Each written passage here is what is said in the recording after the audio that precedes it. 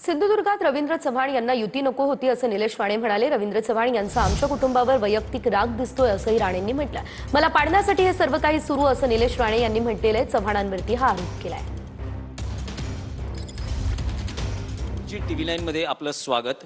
परवा रात्री मालवणामध्ये तुम्ही एक स्टिंग ऑपरेशन केलं आणि त्याचे पडसाद आता सिंधुदुर्गात स्थानिक स्वराज्य संस्थांच्या निवडणुकांमध्ये घडताना पाहायला मिळतात। नेमकं तुम्ही स्टिंग ऑपरेशन केलं त्या बाबतीतली काय माहिती? सन्माननीय रवींद्र चव्हाण साहेब जे भाजपाचे प्रदेश अध्यक्ष आहेत, ते जेव्हा जेव्हा सिंधुदुर्गात येतात, मालवणात येतात, तर पैसे जोरात वाटले जातात, मोठ्या प्रमाणात वाटले जातात।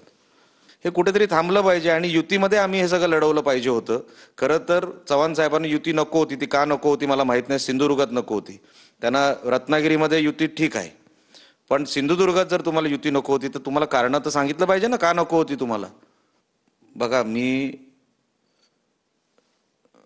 त्याच्यावरती काय माझं ॲनालिसिस करण्यासारखा मी काय इतका मोठा माणूस नाही, पण त्यांचा कुठेतरी राग दिसतोय या जिल्ह्यावर तरी, आमच्या कुटुंबावर तरी, किंवा काहीतरी त्यांचं वैयक्तिक दिसतंय, काहीतरी पर्सनल वॉर दिसतोय। आणि आम्ही पर्सनल वॉर राजकारणात कोणाशीच करत नाही। पण हे पर्सनल वॉर कशातून मला काय माहित, ते तुम्ही त्यांना विचारलं पाहिजे ना, कारण का युती त्यांनी तोडली, आम्ही नाही। तुम्ही का तोडली ह्याचं उत्तर त्यांना द्यायचं आहे, मला नाही।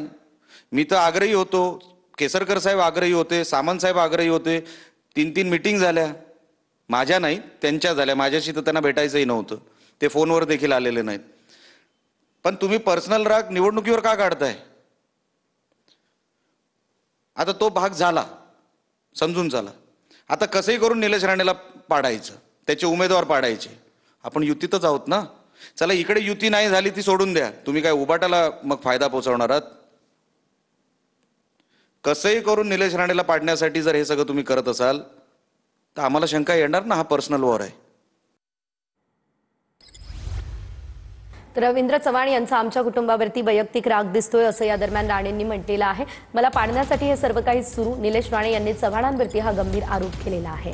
आम्ही युती करण्यासाठी आग्रही होतो असंही निलेश राणे या दरम्यान म्हणाले। एक मोठी बातमी समोर येते। काँग्रेस खासदार वर्षा गायकवाड निवडणूक आयुक्तांच्या भेटीला आता दाखल झालेल्या आहेत। काँग्रेसचं शिष्टमंडळ देखील आयुक्तांच्या भेटीसाठी आता दाखल झालेलं आहे। मतदार याद्यांमधील घोळासह इतर मुद्द्यांवरती आता चर्चा होणार आहे। निवडणूक आयुक्तांची भेट घेतली जाते। काँग्रेसच्या खासदार वर्षा गायकवाड निवडणूक आयुक्तांची भेट घेत आहे। शिष्टमंडळ सुद्धा आयुक्तांच्या भेटीसाठी दाखल झालं। मतदार याद्यांमधील घोळासह इतर मुद्द्यांवरती आता चर्चा होणार आहे।